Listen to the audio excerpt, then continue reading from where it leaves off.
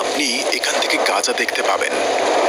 দেয়ালের ঠিক ওপারে 2 মিলিয়নেরও বেশি মানুষ আছে, যেন এক মুক্ত জেলখানায় বন্দী। এবং মিশর সীমানার কাছে এই সমুদ্র সৈকত থেকে গাজার দৃশ্য দেখা যায় মাত্র 10 কিলোমিটার দূরে। কিন্তু দখলদার বাহিনী দ্বারা গাজা এই সাগর থেকে অবরুদ্ধ। মাতৃভূমি নাকি মৃত্যু? আরবদের ডিহিউম্যানাইজ করার নিয়ে তোমার নিজের পক্ষে কি বা বলার আছে? বন্ধ করো মিথ্যেবাদী, এই যুদ্ধাপরাধ থামাও।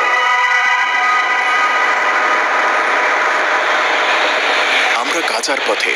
গাজা অ্যাটাকের 10তম দিনে আমরা কায়রোতে এসে পৌঁছেছি এবং কায়রো এয়ারপোর্টে নেমে আমরা সোজা চলে গেলাম রাফা ক্রসিংয়ে, যেখানে পুরো পৃথিবীর সব চোখ তাকিয়ে আছে গাজা স্ট্রিপে, যাতে কিছু মানবিক এইড পৌঁছাতে পারে। আমরা এখন উত্তর সিনাইতে আল আরিশ নামক শহর থেকে প্রায় 1 ঘন্টা দূরে এবং ওখান থেকে মাত্র 35 কিলোমিটার দূরে বর্ডার অবস্থিত। এখানে সব রেস্টুরেন্টের উপর ফিলিস্তিনের নাম লেখা। আমরা এখানে অনেকগুলো চেক পয়েন্ট ক্রস করেছি, প্রায় 5টিরও বেশি। এখানে পৃথিবীর সবচেয়ে বেশি চেক পয়েন্ট আছে। গাজা স্ট্রিপে যাচ্ছি, যেখানে ইসরায়েলি সেনারা ইলেকট্রিসিটি, পানি, খাবার, গ্যাস, জ্বালানি এবং মেডিসিন সরবরাহ বন্ধ করে দিয়েছে। বোমা বর্ষণ করছে, এখনো বোমা ফেলছে। এখানে কয়েক হাজার টন বিভিন্ন রকম বিস্ফোরক আছে। এদের একত্রে পরিমাণ হিরোশিমার 2টি পারমাণবিক বোমার সমান। তারা বিল্ডিং, গাছপালা এবং মানুষ সব মুছে ফেলেছে। হাজার হাজার নারী শিশুকে হত্যা ও আহত করছে। ইতিহাসে ঘটে যাওয়া সবচেয়ে বর্বর দৃশ্য, যেখানে অনেক দেশের সাপোর্টও আছে। আমরা ইসরায়েলের পক্ষে। সভ্যতার নাটক এবং মানবাধিকারের প্রচার করে তারপর দেখা গেল তাদের ডিকশনারিতে আসলে মানুষ হলো মানুষের বেশে জানোয়ার। মানুষ রূপী জানোয়ারের সাথে লড়ছি। বেঁচে থাকার চেয়ে বরং তাদের ধ্বংসই অনিবার্য। যুদ্ধের এই অপরাধ থামাও। 70 বছরের দখলদারিত্ব। এই দেয়ালের পেছনে 2 মিলিয়ন মানুষ আছে। আমরা গাজা ছাড়বো না। যদি আরো যুদ্ধ হয় তবুও না। এটা যথেষ্ট যে আমরা শুরুটা দেখেছি। আমরা এখনো বেঁচে আছি। রাফা ক্রসিংয়ে পৌঁছাতে হলে আমাদের পুরো সিনাই উপদ্বীপ দিয়ে ড্রাইভ করে যেতে হবে এবং ইন্সপেকশনের জন্য চেকপয়েন্টের তাঁবুতে থামতে হবে। ক্রসিংটা এই দিকে। আমরা পৌঁছে গেছি। ভাবতে পারেন 2 মিলিয়ন মানুষ ওপারে বন্দী আছে। 2 মিলিয়ন মানুষের উপর বোমা ফেলা হচ্ছে। এই প্রথম আমি এত উঁচু ব্যারিকেড দেখছি। কি অদ্ভুত এই জায়গা। এটি মিশরীয় রাফা ক্রসিং। ও পাশে আছে ফিলিস্তিনের ক্রসিং। তাদের মধ্যে দূরত্ব মাত্র 300 মিটার। 300 মিটার? জি, তারপরেই গাজা স্ট্রিপ। তো চাইলে কি এটা পার হওয়া যায়? না, এখন সম্ভব নয়। ক্রসিং বন্ধ যুদ্ধের শুরু থেকেই। ওই পাশ থেকে নাকি এই পাশ থেকে? জি, 2 পাশ থেকেই।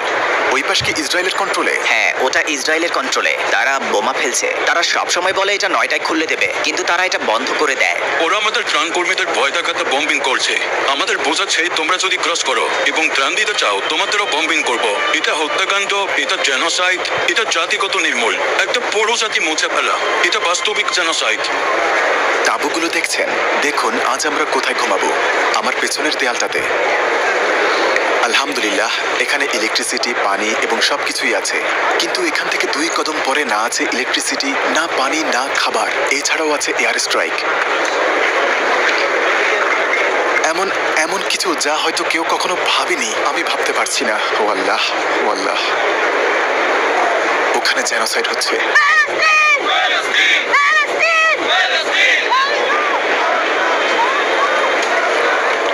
মনে হচ্ছে সারা রাত ধরে চলবে এই বোমার শব্দ। তারা হাসপাতাল এবং স্কুলে বোমা ফেলছে, কিছুই বাদ রাখেনি। 14 দিনের অবরোধ। ভূমি, আকাশ এবং সাগর। প্রথম মেডিকেল এইড প্রবেশ করছে, কিন্তু তারা প্রবেশদ্বার খুলেনি। এখানে 150টিরও বেশি ট্রাক প্রবেশের অপেক্ষায় আছে, তবে মাত্র 2টি ট্রাক প্রবেশ করবে। তারা মাত্রই ক্রসিংয়ে বোমা ফেললো আমাদের সামনেই। তারা এটা করছে যাতে ট্রাক দুটি প্রবেশ না করে। তারা গেট বন্ধ করে দিয়েছে এবং তারা এটি আর খুলবে না।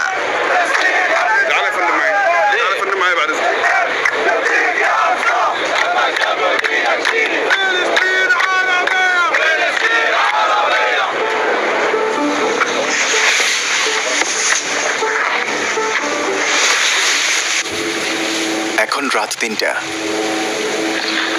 প্রতি মুহূর্তেই আপনি বিস্ফোরণের শব্দ শুনতে পাবেন। মাটি কেঁপে উঠছে। আমরা বাইরে আছি। ও আল্লাহ, ও আল্লাহ।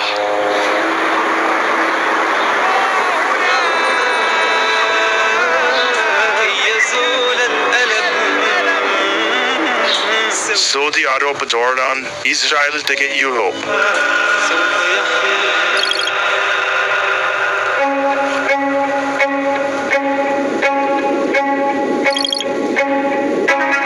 1917 সালে গাজা স্ট্রিপ অটোমান শাসনের অধীনে ছিল।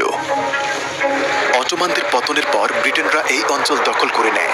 1917 সালে সম্রাট অ্যালেনবি এই পবিত্র ভূমি জয় করার পর ব্রিটেনের বেলফোর ঘোষণা অনুযায়ী ইহুদিদের ফিলিস্তিনে ভূমি দেওয়া হবে। এবং ব্রিটিশ ম্যান্ডেটের অধীনে 1948 সাল পর্যন্ত ছিল। ব্রিটিশদের চলে যাওয়ার পর জায়নিস্ট গ্যাংয়ে পরিণত হলো আজকের ইসরায়েলে।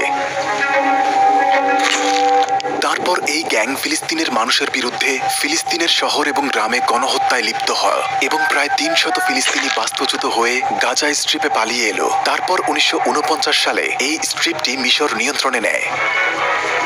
জায়নিস্ট দখলদার বাহিনী 1967 সালে গাজা দখল করে নেয়, সাথে সিনাই উপদ্বীপ, পশ্চিম তীর এবং গোলানো। এর পরিণতি হিসেবে 1987 সালে জায়নিস্টদের বিরুদ্ধে প্রথম ইন্তিফাদা হয় এবং একই সালে হামাস প্রতিষ্ঠিত হয়, ইসলামী প্রতিরোধ আন্দোলন। 1993 সালে ইসরায়েলি দখলদার বাহিনী ধীরে ধীরে গাজা স্ট্রিপ ছেড়ে দেয়। অস্ত্র চুক্তির ভিত্তিতে তারা গাজা স্ট্রিপের কিছু অংশ ফিলিস্তিন সরকারের কাছে ফেরত দেয়, রাফা ক্রসিং এর অন্তর্ভুক্ত, এবং গাজার উপর থেকে দখলদারি উঠিয়ে নেওয়া হয় এবং 2005 সালে স্থানীয়দের প্রেসারে ইসরায়েলি বসতিগুলো উচ্ছেদ করা হয়। 2006 সালে ফিলিস্তিনে সর্বপ্রথম নির্বাচন অনুষ্ঠিত হয়। সেখানে হামাস বড় ব্যবধানে জিতে, ফলে ফিলিস্তিনের মূল রাজনৈতিক দল ফাতার সাথে হামাসের দ্বন্দ্ব শুরু হয়। 2007 সালে দ্বন্দ্বের ফলস্বরূপ মূল রাজনৈতিক দলটি গাজা থেকে বহিষ্কৃত হয় এবং হামাস সমস্ত গাজা ভূখণ্ড নিয়ন্ত্রণে নেয়। তখন থেকেই ইসরায়েল গাজা স্ট্রিপে সম্পূর্ণভাবে অবরোধ আরোপ করে, ভূমি, সাগর এবং আকাশ পথেও, এবং তারা 5 বারেরও বেশি গাজা স্ট্রিপে আক্রমণ করে। 2008, 2009, 2012, 2014, 2018, 2019 এবং 2021 সালে মিথ্যা অজুহাতে নারী এবং শিশু সহ 10,000-এরও বেশি সাধারণ মানুষকে হত্যা করে এবং আহত করে। গাজার মানুষের উপর অবরোধ তীব্র হলো এবং সেই সাথে যত অমানবিক উপায় সম্ভব ভয়ানক অত্যাচার করা শুরু করলো। আমাদের সাথে কেন এমন করছে? আমরা কি করেছি? আমি তো একটা বাচ্চা। মিশরীয় সরকার রাফা ক্রসিং এর গতিবিধি নিয়ন্ত্রণ করছে।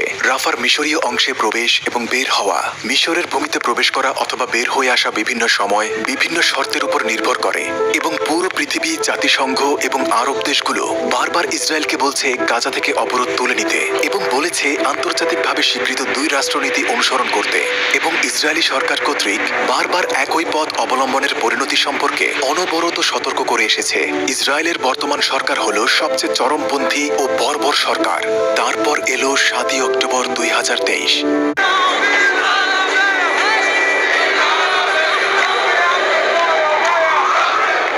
সাগর এবং মিশরের ক্রসিং বন্ধ করা হয়েছে, আর এদিকে একটা বর্ডার ওয়াল আছে। এটাকে সেপারেশন ওয়াল বলে। এখানেই গাজা ভূখণ্ড।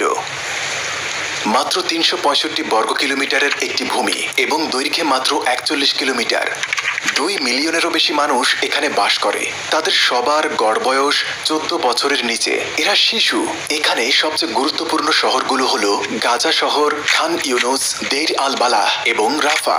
এই ভূখণ্ডে ফিলিস্তিনিদের জন্য 8টি রিফিউজি ক্যাম্প ছিল, যা 1948 সালের সেই আক্রমণের সময় ধ্বংস করা হয়। গাজার বেশিরভাগ নাগরিক এখন আছে জাবালিয়া ক্যাম্পে, আল শাতি এবং নুসিরাতে। টাওয়ারের উপর ইলেকট্রিসিটি, ক্যামেরা, আয়রন ডোম, এমনকি স্নাইপারও আছে। এটা আমার বোন, তার বিয়ে ছিল। হ্যাঁ, তার বিয়ে। কবে? 19 অক্টোবর বিয়ের তারিখ ছিল। তার স্বামী কায়রোতে আটকে আছে। ও কি ভিতরে? হ্যাঁ, ভেতরে। সে বের হতে পারেনি কারণ ক্রসিং বন্ধ করে দিয়েছে। এটি আর খুলেনি। পরের দিন মানুষ জড়ো হয়েছে, কারণ জাতিসংঘের মহাসচিব বক্তব্য রাখতে এসেছেন কিছু ট্রাককে ভেতরে প্রবেশের চেষ্টায়। 70 বছরের যুদ্ধাপরাধ। এই দেয়ালের পেছনে 2 মিলিয়ন মানুষ আছে যারা মারাত্মক সাফার করছে। পানি নেই, খাবার নেই, না আছে ওষুধ, না জ্বালানি। জাতিসংঘ কি করছে? 70 বছরের নির্যাতন। তোমার নিজের ওপর লজ্জা হওয়া উচিত। তুমি মিথ্যাবাদী, তোমার হাতে রক্ত লেগে আছে। অবশ্যই তোমার নিজের ওপর লজ্জা হওয়া উচিত। এখন আমরা নির্যাতন হতে দেখছি, তোমার নীরব থাকার ফল দেখছি। তোমরা আরবকে ভুলভাবে প্রেজেন্ট করেছো, তোমরা আরবকে ডিহিউম্যানাইজ করেছো। তোমার নিজের পক্ষে কি বলার আছে? এই একই ব্যক্তি যে কিনা এই পরিস্থিতি দেখার পর বলেছিল হামাসের এই অ্যাটাক অনর্থক নয়। এটা বোঝা আসলেই জরুরি যে কোনো কারণ ছাড়া কিন্তু হামাস এই অ্যাটাকটি করেনি। তারা ক্রমাগত তাদের ভূমিকে ঔপনিবেশিক দ্বারা সহিংসভাবে দখল হতে দেখেছে। 1948 সালে ইয়াসিনের শাসনামলে ইহুদিরা প্রায় 200 আরব গ্রামে গণহত্যা চালায়, শিশুসহ। তাদের ইকোনমি ধ্বংস হয়েছে, তাদের মানুষ বাস্তুচ্যুত হয়েছে এবং তাদের বাড়ি উজাড় হয়েছে। একে বলা হয় নাকবা, যার আরবি অর্থ বিপর্যয়।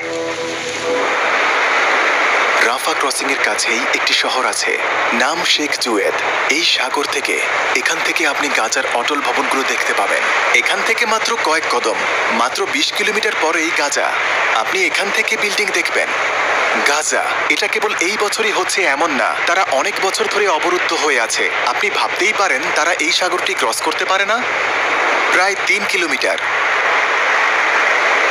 সেখানকার স্বাস্থ্য ব্যবস্থা পুরোপুরি ভেঙে পড়েছে। অনেক ট্রাক বাইরে পার করে কয়েক সপ্তাহ ধরে অপেক্ষা করছে। যখন গাজার স্বাস্থ্য ব্যবস্থা ভেঙে পড়ল, তখন ইহুদি সেনারা মাত্র 20টি ট্রাক ঢুকতে দিল এবং গ্যাস আর ডিজেলের উপর দিল নিষেধাজ্ঞা। অথচ হাসপাতালে এসবের দরকার বেশি। এই মুহূর্তে আমরা যখন গাজা রেকর্ড করছি, একটু পরপর গাজায় বোমার শব্দ শুনছি। এই যে গাজায় এখন বোমা ফেলা হচ্ছে। এমনকি দিনে 100টা ট্রাকও গাজায় যথেষ্ট নয়। কারো কারো হাত পা কেটে গিয়েছে।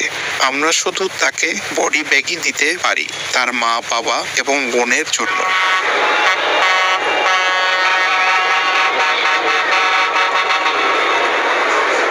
আমরা ভাবলাম মিশরের সাইডে আটকে পড়া ফিলিস্তিনিদের দেখে আসি। সিনাইয়ের রাজধানী হলো আল আরিশ। তাদের বেশিরভাগই আল আরিশে অবস্থান করছে, যা ক্রসিং থেকে 35 কিলোমিটার দূরে। গাজা স্ট্রিপ থেকে আসার পথে এই শহরটাই প্রথম অতিক্রম করবেন। মিশরে আপনি দেখবেন যে বাকি মিশরীয়দের তুলনায় তাদের ভাষাটা কিছু ভিন্ন। তাদের ভাষা জর্ডান এবং ফিলিস্তিনের ভাষার কাছাকাছি। আমরা সিনাই বেদুইন। এখানে একটা বিষয় আছে যা সিনাইয়ের মানুষের রক্তে মিশে আছে। এমনকি সিনাইয়ের রান্না ফিলিস্তিনি রান্নার সাথে মিলে যায়। মাগলাউবা, মুসা খান, এছাড়াও থিম এবং অলিভ অয়েল খাওয়ার কালচারটিও ফিলিস্তিনের সাথে মিলে যায়। কফিটা কি গাজা থেকে? হ্যাঁ, সিনাইয়ের সব মানুষ এবং বাকি মিশরীয়রা গাজাকে সাপোর্ট করে। আল আরিশে স্বাগতম। আল আরিশে স্বাগতম। আল আরিশে স্বাগতম। এখানে একটা পুরো পরিবার আটকে আছে। আপনি গাজায় কোথায় থাকেন? আমি গাজার ইউনুসে থাকি। আপনার পরিবার কি এখানে থাকে? আমার পরিবার, আমার বাচ্চা এবং নাতিরা। আশা করি তারা ভালো আছে। আলহামদুলিল্লাহ। আজকে তারা আমাদের প্রতিবেশীদের উপর বোমা ফেলেছে, আমাদের থেকে মাত্র 50 মিটার দূরে। তারা যদি গির্জা এবং মসজিদে বোমা ফেলে, এমনকি বেকারিতেও বোমা ফেলে, তাহলে একজন পাউরুটি কিনতে গেল আর দেখলো যে বেকারি গায়েব। কোন নিরাপদ জায়গায় যাব? আমরা বাসাটি ভাড়া নিয়েছি এবং আমরা আল আরিশে আছি। গাজার কোথায় ছিলেন? জেতুনে থাকতাম। এটি গাজার ঠিক মাঝখানে। ওখানেও ক্ষতি হয়েছে? একদম বিলীন। কোনো দেশ আপনাদের গ্রহণ করেনি? না, আমরা মিশর থেকে বের হতে পারি না। কিন্তু ইউক্রেনবাসী কেন যুদ্ধের সময় অন্য দেশে আশ্রয় নিতে পেরেছে? বিদেশিদের জন্য সবগুলো দেশ খোলা, কিন্তু ফিলিস্তিনরা অবরুদ্ধ। গাজা মাত্র 40 কিলোমিটার প্রশস্ত। ওখানে আপনার কোনো আত্মীয় আছে? আমার পুরো পরিবার, আমার সন্তানরা। আপনারা তাদের খোঁজ নেন? হ্যাঁ, প্রতিদিন। আমার ছেলেরা সব ওখানে।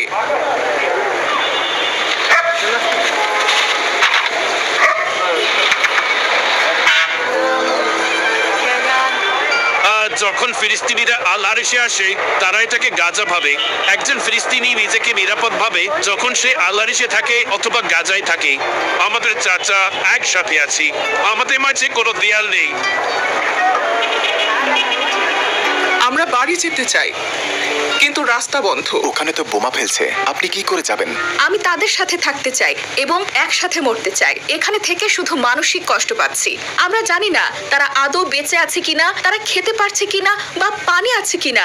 আমরা কিছুই জানি না। আমি ক্রসিং খোলার অপেক্ষায় আছি, যাতে গিয়ে আমার সন্তান এবং নাতিদের দেখতে পাই। আমি তাদের কোথায় নিয়ে যাব আর কোথায় ঠিকানা খুঁজবো? যদি 1 ঘন্টার জন্য খোলা হয়, এই মুহূর্তে গাজায় যাব। আমি কি আমার বাড়ি ছেড়ে তাঁবুতে থাকবো নাকি বাড়ি ফিরবো? আমি তাঁবুতে থাকার চেয়ে নিজের বাড়িতে মরবো। এটি উচ্ছেদ পরিকল্পনা। ফিলিস্তিনিদের আর কোনো উপায় নেই, দখলদারি থামানো ছাড়া আর কোনো উপায় নেই। আমরা গাজা ছাড়তে পারবো না, তারা বরং সব ধ্বংস করে ফেলুক। Their patience. Collective punishment means the people of Gaza now are punished. But you know that there are a lot of refugees, a lot of innocent civilians, men, women, and children in that refugee camp as well, right? My name is Mata. আমি চাই গাজার সব শিশু শান্তিতে থাকুক এবং Jerusalem মুক্ত হোক এবং গাজা জিতে যাক। এটাই চাই। যদি আল্লাহ চান যে